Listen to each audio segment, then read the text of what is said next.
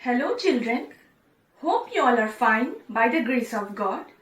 Students, I need your cooperation to smoothly undergo this online session. So keep your English books, notebooks, pens and pencils with you. Children, this is your English book number 7. Here we will get 2 chapters. Chapter number 13, A Hero, and chapter number 14, A Dog from Nowhere. Children, since we have finished our course of second periodic test, so today we'll start with our first chapter of annual examination, that is chapter number 13, A Hero. So everyone take out your English book number 7, chapter number 13, A Hero, on page number 2. Okay, A Hero. Let's read how Swaminathan becomes a hero by sheer luck. Okay, so children, this is a story of Swaminathan, that is a little kid, okay, who becomes a hero. How? By his luck. So let's read and find out what the story revolves. Father looked over the newspaper he was reading under the hall lamp and said, "Swami, listen to this. News is to hand of the bravery of a village lad who, while returning home by the jungle path, came face to face with a tiger." After reading it through, Father looked at Swami fixedly and asked, "What do you say to that?"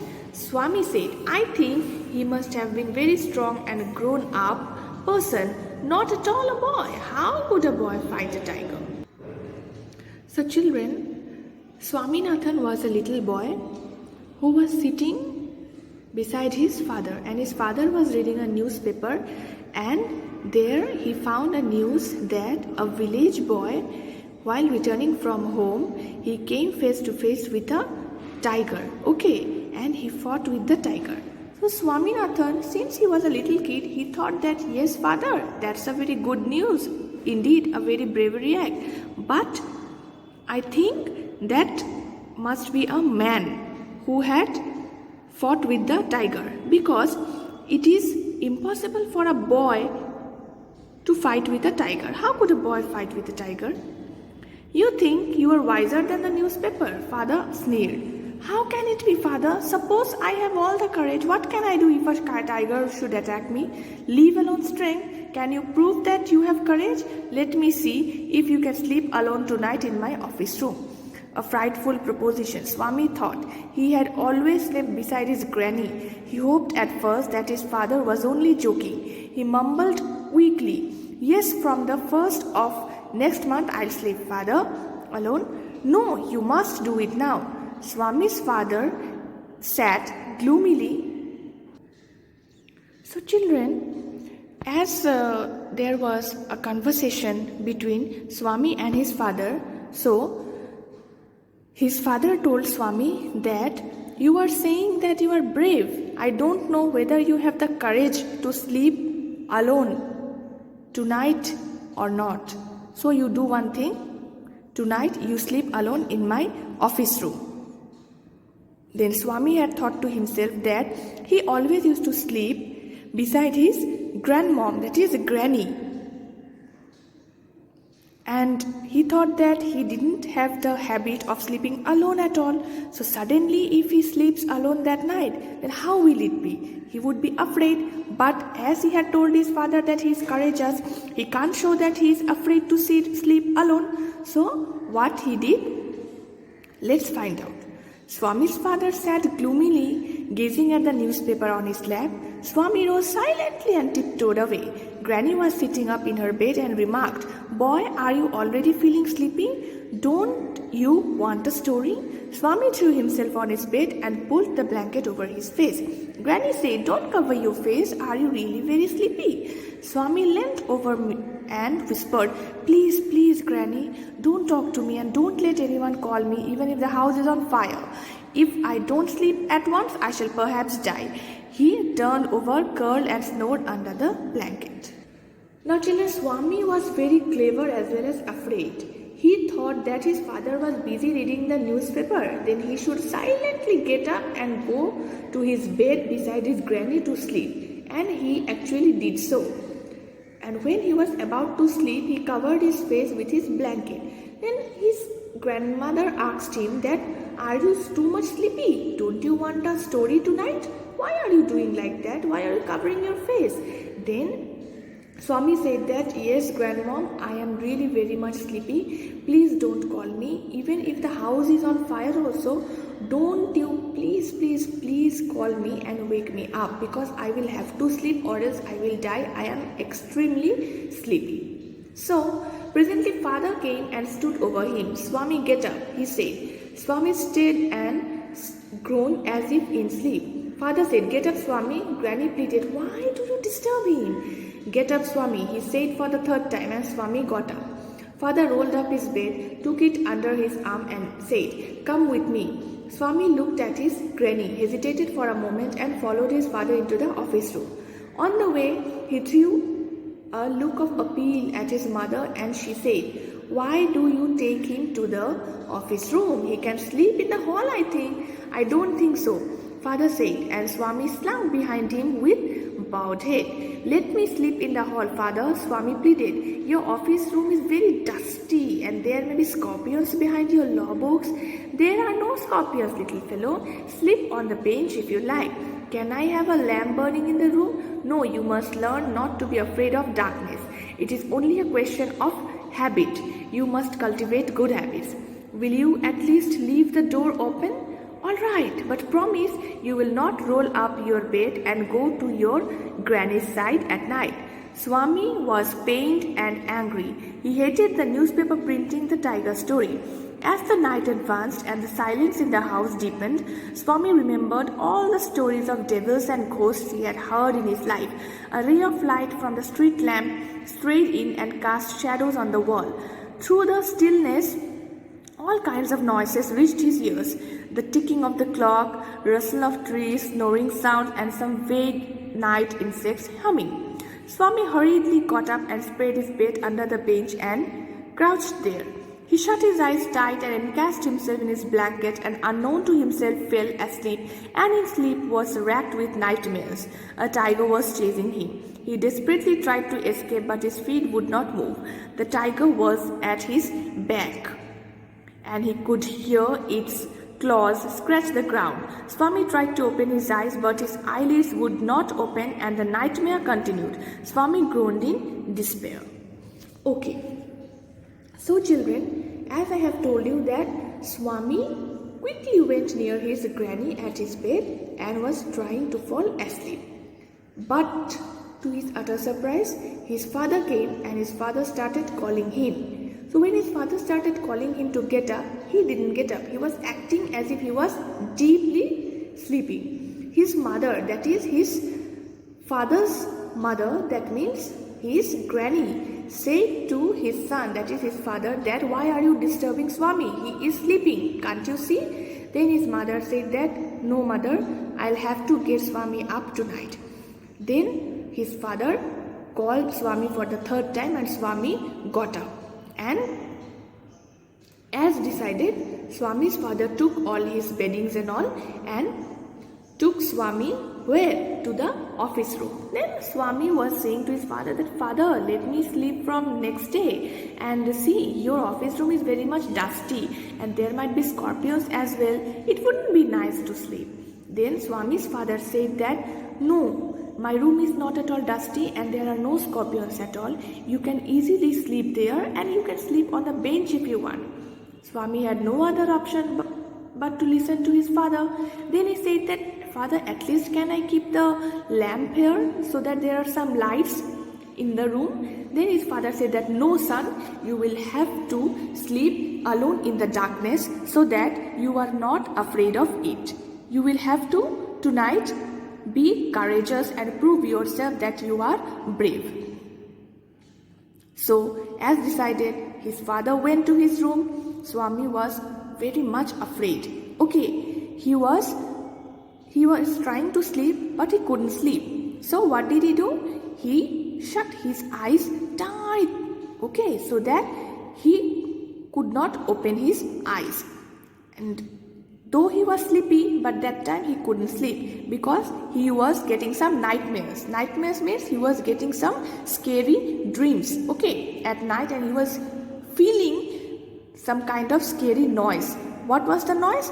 He was thinking, he was having a nightmare that there was a tiger who was chasing him and he was trying to escape, but he could not move. Okay, Swami tried to open his eyes, but his eyelids would not open, and Swami was very much afraid and was groaning in anger and fear. With a desperate effort, he opened his eyes. He put his hand out to feel his granny's presence at his side, but he only touched the wooden leg of the bench. He sweated with fright. He moved to the edge of the bench and stared into the darkness. Something was moving down. He lay gazing at it in horror. As it came nearer, he crawled out from under the bench, hugged it with all his might, and used his teeth on it like a mortal weapon. "Ayo, something has bitten me," went forth an agonized cry, and was followed by a heavy tumbling and falling amidst furniture. In a moment, father, cook, and servant came in, carrying lights. All three of them fell on the burglar, who lay amidst the furniture with a bleeding ankle. Congratulations were showered on Swami next day. His classmates looked at him with respect, and his teacher patted his back. The headmaster said that he was a true scout. Swami had beaten one of the most notorious housebreakers of the district, and the police were grateful to him for it.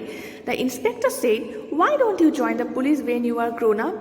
Swami said, for the sake of politeness, "Certainly yes," though he had quite made up his mind to be an engine driver, a railway guard, or a bus conductor later in life.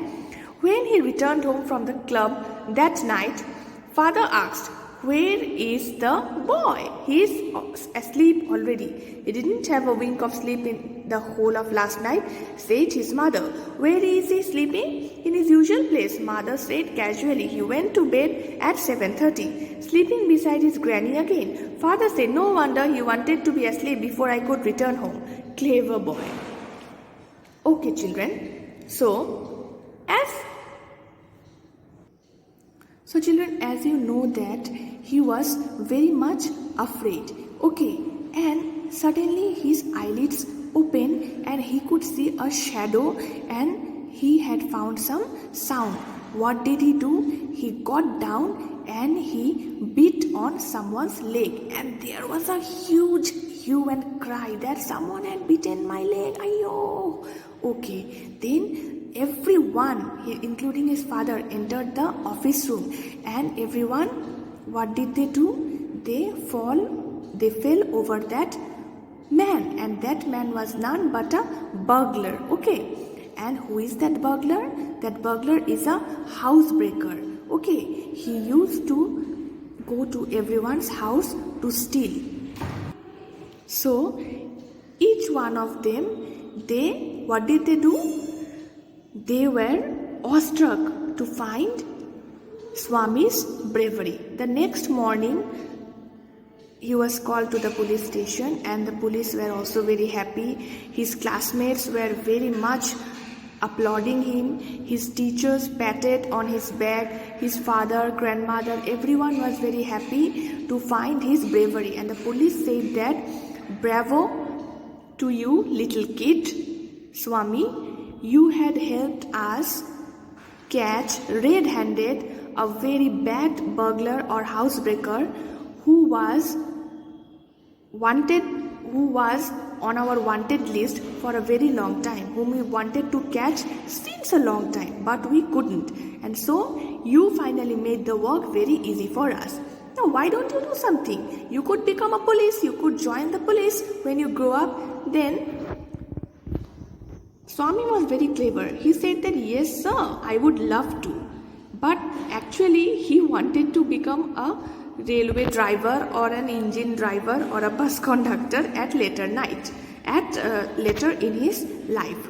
Okay, so that night, early in the evening at 7:30, he went to bed. Okay, his father returned home and he couldn't find Swami. Then Swami's grandmother told his father that Swami had fallen asleep because last night Swami couldn't sleep at all. So he was terribly sleepy and he fell asleep at his usual place, that is at his cozy bed with his warm blanket beside his granny, at his granny's room. Now Swami's father knew that Swami was very clever, so he slept that night early before his father returned. Mother lost her temper. You let him sleep where he likes. You needn't risk his life again. Father mumbled as he went in to change. All right, Mollycoddle, and spoil him as much as you like. Only don't blame me afterwards. Swami followed the whole conversation from under the blanket, felt tremendously relieved to hear that his father was giving him up. Okay, now you see children, Swami had the habit of sleeping with his father. Okay, and what did they do? Swami actually thought that again that night also his father would let him sleep at his office room, but his father had no intention of doing that, okay, that night. So Swami had gone to bed early and Swami's mother was very angry and saying to his son that let him sleep here wherever he likes. You don't disturb him at all. Then Swami's father told his mother. So he was saying to his mother that okay, you keep on spoiling him with your tremendous love and affection, and later on you don't blame me. Okay, now you see children, we all know that Swami had fallen asleep that night early. Okay, in the evening only at 7:30 he went to bed. But you know what? Swami was awake and he had heard the whole conversation from under the blanket. Okay, and he was tremendously relieved to find that his father would not let him again sleep alone in the darkness at his office room. So children, what do we learn from this story? We learn that we should be brave enough, we should be courageous enough in our life to fight from anything which makes us get afraid. Okay, like you see, Swami had the fear of sleeping alone because he always used to sleep beside his grandmother. Okay, and that night his father did a tremendously good job to make him sleep alone so that Swami could get rid of his fears. Okay, so children, this is over. That is, your first chapter for your annual examination is over. The question answers will be provided to you in due time. All you have to do is that read the chapter nicely and the question answers thoroughly so that you give your exams properly and you could fetch good marks. Okay, so children, I hope you all have understood this interesting chapter where the act of bravery and courage is being shown nicely, isn't it? So, go through the chapter properly and read nicely. This much for today's children. So, thank you.